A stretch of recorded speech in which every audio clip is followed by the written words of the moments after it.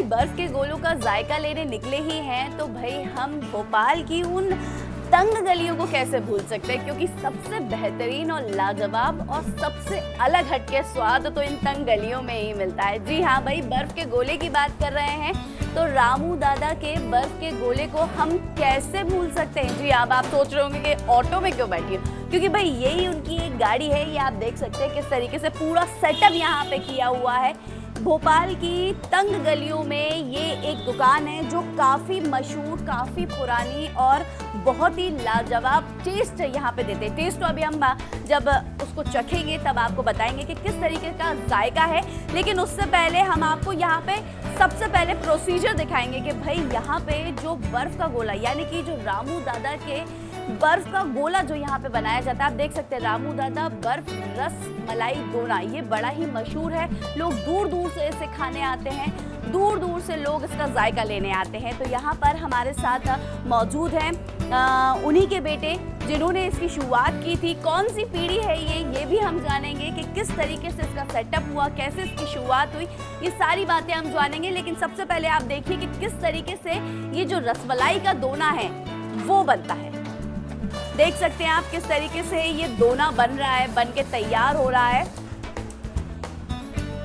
और ये बर्फ निकाला प्रोसीजर वही है, सेम है, लेकिन जो फ्लेवर्स हैं अलग अलग, जो उसमें फ्लेवर्स ऐड किए जाते हैं वो सब उनकी वैरायटीज अलग अलग होती है। जिस तरीके से आप देख सकते हैं कि किस तरीके से गाढ़ी गाढ़ी जो रबड़ी है वो इसमें इंक्लूड की जा रही है और बड़ा ही ज़बरदस्त सा ये टेस्ट, मुझे तो दूर से ही ज़बरदस्त टेस्ट इसका दिख रहा है। टेस्ट करेंगे फिर आपको बताएंगे कि किस तरीके का जो जायका है इसका है। तो भाई यहाँ पर हमारे साथ मौजूद हैं, एक बार पहले इनसे नाम जानेंगे, थोड़ी सी बातचीत करेंगे और इसका जायका ज़रूर चखेंगे। लेकिन ये बना कैसे है, क्या क्या चीज़ें इसमें इंक्लूड की गई हैं वो जानेंगे, फिर चख के बताएंगे कि कैसा टेस्ट है। जी आपका नाम? मैं सौरभ नेमा।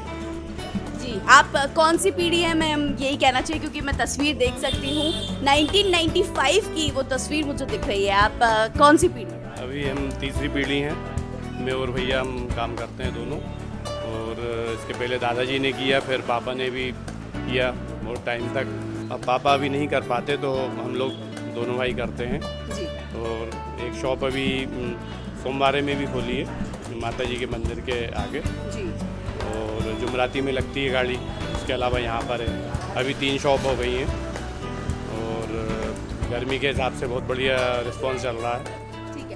इसके बारे में हमें पहले थोड़ा सा बताइए क्योंकि ये धीरे धीरे पिघलना शुरू हो रहा है। इसमें क्या क्या डाला है आपने? इसमें बर्फ है जो कि हम खुद ही जमाते हैं साफ पानी से, और उसके बाद चाशनी है, फिर रबड़ी है, फिर रोज़ फ्लेवर है उसमें। ठीक है, तो ये सारी चीज़ें यानी कि ये घर में ही बनाई जाती हैं, जो रोज़ फ्लेवर है, जो रबड़ी है, सब घर में ही तैयार किया जाता है। रोज़ फ्लेवर से लेके बर्फ़ तक घर में जमाई जाती है। तो बिल्कुल जैसे कि आपने देखा कि यहाँ पे हमने अभी जो जायका लिया था वो बर्फ़ के गोले का लिया था। वहाँ पे अलग अलग फ्लेवर्स यूज़ किए गए थे और अलग अलग उसकी चाशनियाँ थी, शुगर सिरप जो थे उसमें फ्लेवर्स डाल के उनको यूज़ किया गया। अब यहाँ पे जो है घर में बनाई हुई रबड़ी और उसके ऊपर जो रोज़ का सिरप है वो यहाँ पे डाला गया है बर्फ़ के ऊपर। चलिए अब इसका जायका लेते हैं, फिर उसके बाद आपसे बात करेंगे।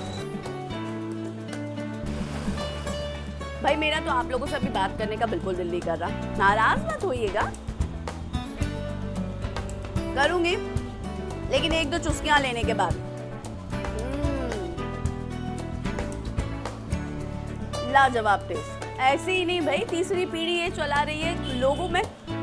मैंने कहा था ना आपसे कि भोपाल की इन तंग गलियों में एक अलग ही स्वाद निकल कर आता है। और देखिए आपके सामने, आप भी आइए यहाँ पर और इसका जो टेस्ट है, इसका जो लुत्फ है वो ज़रूर लीजिए।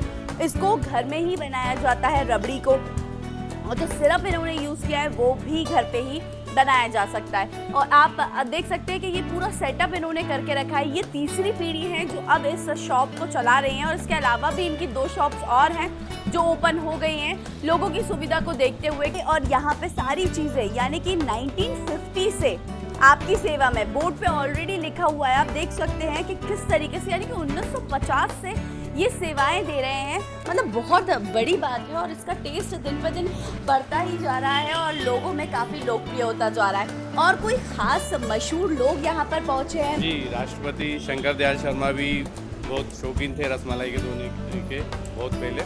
उस टाइम वो भी आते थे, दादाजी से उन्होंने खाया है कई बार।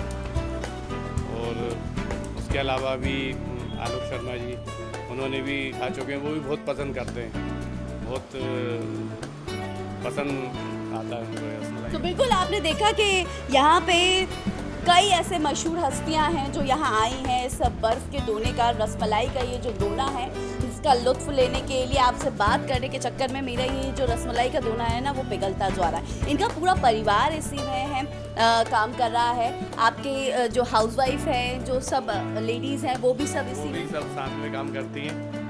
बिल्कुल आप देख सकते हैं वो भी यहाँ पे मौजूद हैं। चलिए हम उनसे भी एक सवाल कर लेते हैं कि किस तरीके का एक्सपीरियंस है जब आप यहाँ पे आए होंगे। 1950 से ये जो शॉप है वो बहुत मशहूर है, आपको कैसा लगा जब आप आए? अच्छा लगा मुझे यहाँ पे।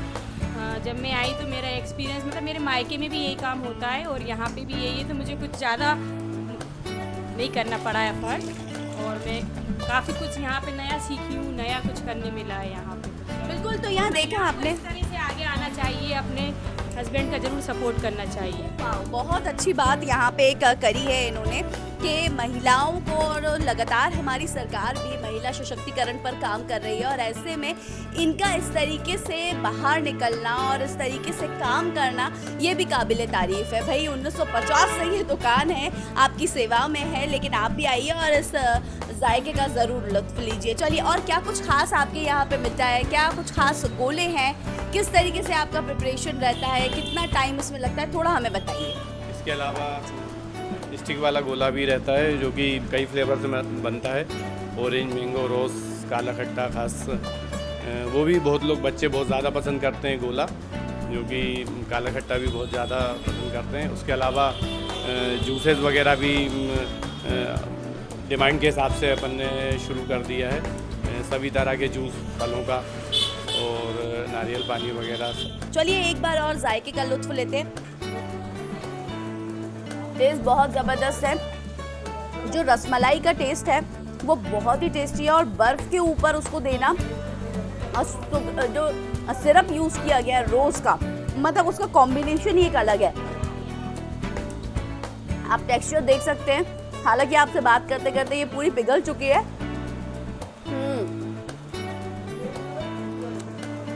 मुझे लगता है ये गर्मियों में ही नहीं, ये हर मौसम में लोगों को पसंद आने वाली चीज़ है। हर मौसम में आप आएँ और इसका लुत्फ़ लें। आप रबड़ी का टेक्सचर भी देख सकते हैं, बहुत गाढ़ी और बहुत ही टेस्टफुल जो रबड़ी है वो यहाँ पे यूज़ की गई है, क्योंकि अमूमन बर्फ़ का गोला तो सबने ही खाया होगा, लेकिन ये जो रसमलाई का दोना है उसका एक अलग ही टेस्ट है, अलग ही जायका है। तो भाई हम आप पहुँचे थे रामू दादा के बर्फ़ के गोले के इधर, रसमलाई के दोने के इधर, इसका जायका लिया, आपको बताया।